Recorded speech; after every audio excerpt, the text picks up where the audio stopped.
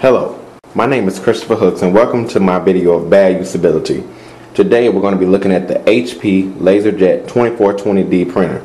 Now, if you're ever in this office or happen to come across this printer in Campus Lodge and you're trying to print something out, you may come across a time when the printer needs paper.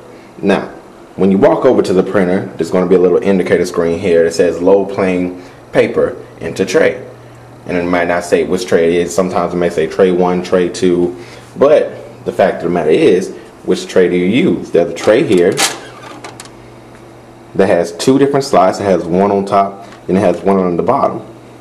And there's a few buttons here. Not sure what they do. They're not labeled. You have something here.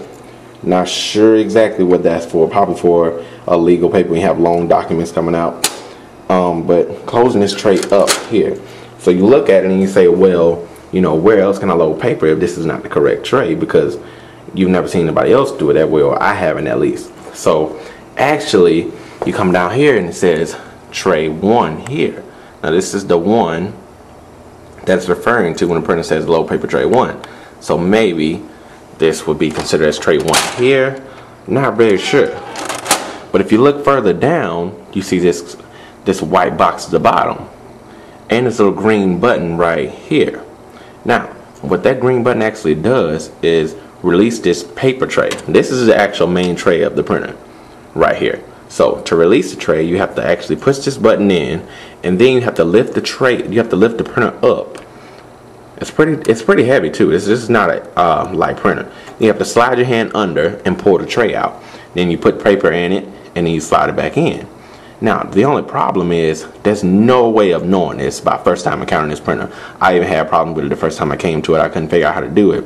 I mean, I figured I pressed this green button in here, but that's as far as I got, and I had to call for help. Now, why couldn't they just easily have said load paper here, put a little label that said load paper, and then put an arrow, hit this green button, and made a handle on the front of this that you can easily pull and grab and slide out, and you can easily push it back in to put the paper back in, and the printer start printing by itself. That was such a simple idea.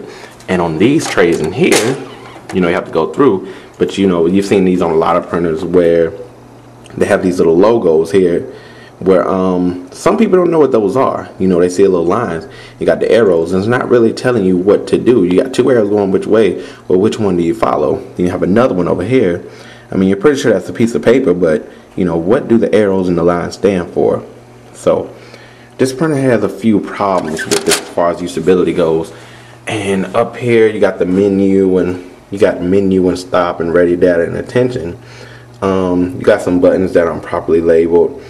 And the screen is okay. It's kind of small, but it's better than nothing. So we can at least say that. So the HP LaserJet 2420, it's got a few problems, and the only thing I would suggest right now is to some way make this a lot easier to open this bottom tray, which is the main tray of the printer, and then the problem would possibly be solved.